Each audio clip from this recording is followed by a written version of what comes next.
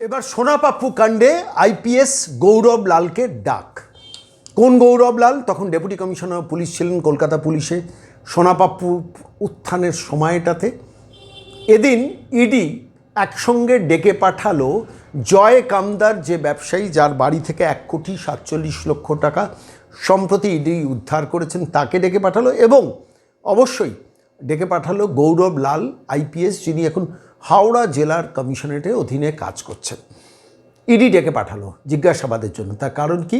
তার কারণ এই সোনা পাপ্পুকে খুঁজছে ইডি, সোনা পাপ্পুকে ডেকে পাঠিয়েছে, কিন্তু সোনা পাপ্পু অধরা রয়েছেন। তিনি ফেসবুক লাইভ করেছেন, কিন্তু কলকাতা পুলিশ তাকে গ্রেফতার করেনি এবং ইডি তাকে ডেকে পাঠাচ্ছেন। এখনও পর্যন্ত ইডি কিন্তু তার হদিশ পাচ্ছে না। সেই সোনা পাপ্পু কি ভবানীপুরের নির্বাচনে বা দেবাশিস কুমারের নির্বাচনে এবার দুপুর 2টো থেকে নির্বাচনী ময়দানে নামবেন? সম্ভাবনা কম। তার কারণ এবার সোনা পাপ্পুর পেছনে আদা জল খেলে গেছে ইডি। তার কারণ আপনারা জানেন, এই সোনা পাপ্পু কে বলার অপেক্ষা রাখে না।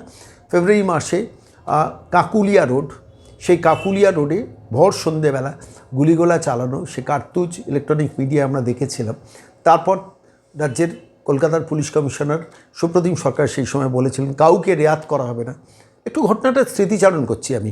23 জনকে গ্রেফতার করেছিল কলকাতা পুলিশ, তার মধ্যে 17 জন জামিন পেয়ে গিয়েছিলেন। পরবর্তীকালে হয়তো 6 জনও জামিন পেয়ে গেছেন, কিন্তু কলকাতা পুলিশ ভুলে গিয়েছিল আলিপুর আদালতে সেই তথ্য পেশ করতে যে গুলি গোলা চলেছিল, গুলির কার্তুজ পাওয়া গিয়েছিল। যেমনভাবে কলকাতা পুলিশের কসবা থানা ভুলে গিয়েছিল যে এই সোনা পাপ্পু দাগি অপরাধী, এই নামটা উল্লেখ করতে ভুলে গিয়েছিল যখন রাজ্যের কলকাতা জাতীয় নির্বাচন কমিশনের কলকাতার নির্বাচন অফিস চেয়ে পাঠিয়েছিল সমস্ত থানাগুলোতে কারা কারা এলাকার দাগি অপরাধী, তাদের নামে তালিকা দিন। সোনা পাপ্পুর নামটাকে বাদ দিয়ে দিয়েছেন কসবা থানার ওসি।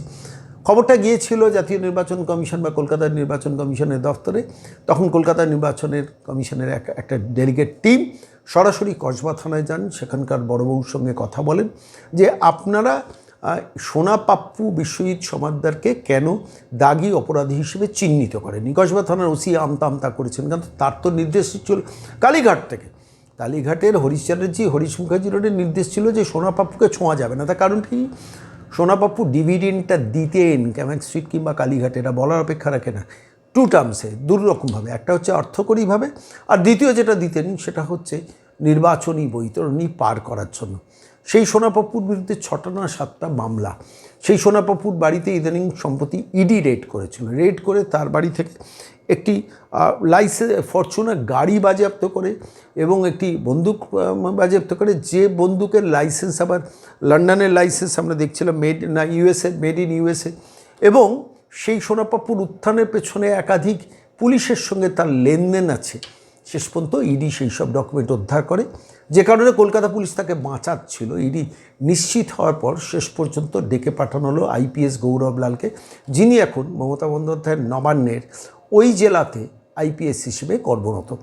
আমি এই সমস্ত ঘটনাটা বর্ণনা করলাম কেন আজকে জানেন তো? এই খবরগুলো তো মেনস্ট্রিম মিডিয়া ছাপে না, মেনস্ট্রিম মিডিয়া সম্প্রচার করে না, প্রশ্ন তোলে না যে সোনা পাপ্পুকে বাঁচানোর জন্য কলকাতা পুলিশ, যেখানে একসময় মনোজ ভার্মাও পুলিশ কমিশনার ছিলেন, যেখানে একসময় বিনীত গোয়েলও পুলিশ কমিশনার ছিলেন, সাম্প্রতিককালে সুপ্রতিম সরকারও পুলিশ কমিশনার ছিলেন, কেউ সোনা পাপ্পুকে ছোঁননি। অথচ সেই সোনা পাপ্পুর বাড়িতে ইডি যখন সম্প্রতি রেডে যায়, 300খানা দলিল, একটা দুটো না 300খানা দলিল উদ্ধার করে। সোনা পাপ্পুর বিরুদ্ধে অভিযোগ একের পর এক জমি হাতিয়ে নিত, ভয় দেখিয়ে, চাপ দেখিয়ে, রিভলভার দেখিয়ে তাদের কাছ থেকে আদায় করে নিত। মানুষ চুপ করে থাকতো। শেষ পর্যন্ত ওই কাকুলিয়া রোড, সেখানে যদি গুলিগোলাটা না চলতো, সোনা পাপ্পু যদি মিডিয়াতে না আসতেন, আজকে সোনা পাপ্পুকে নিয়ে আমরা এই কাহিনী বর্ণনা করতাম?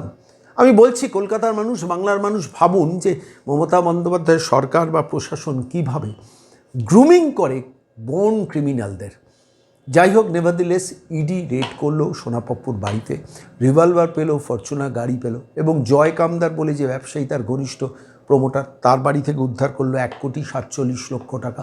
শেষ পর্যন্ত ইডি আসরে নেমে জয় কামদারকে ডাকছে, ইডি আসরে নেমে এই গৌরব লালকে ডাকছে। তখন বাংলার মানুষ, আমরা জানতে পাচ্ছি, আমাদের মতো সাধারণ মানুষ জানতে পাচ্ছি যে সোনা পাপ্পুর ইনভেস্টমেন্টের র্যাকেটের মধ্যে একাধিক পুলিশও জড়িত। মিডিয়া বলেছে, আমি বলছি না। সেই মিডিয়াতে শেষ পর্যন্ত সম্প্রচারিত হয় যে ইডি রেডের পর যে তথ্য বাইরে বেরিয়ে এসছে, এই সোনা পাপ্পুর সঙ্গে নগদ টাকার লেনদেন ছিল বিভিন্ন আইপিএস অফিসারদের, পুলিশ অফিসারদের। এবং ঠিক তার প্রেক্ষিতে দাঁড়িয়ে আজকে যখন এই প্রতিবেদন পেশ করছি, তখন গৌরব লালকে ডেকে পাঠালো এনফোর্সমেন্ট ডিরেক্টরেট এবং জয় কামদারকে ডেকে পাঠালো এনফোর্সমেন্ট ডিরেক্টরেট। দেখা যাক শেষ পর্যন্ত গ্রিলের ভেতরে কি গৌরব লাল যাবেন, জানি না, সেটা সময় বলবে। সোনা পাপ্পু কিন্তু এখনও ধরা দেননি। এই সোনা পাপ্পুর দিকে জাতীয় নির্বাচন কমিশনের শুধু নজর নেই, ইডিরও নজর আছে।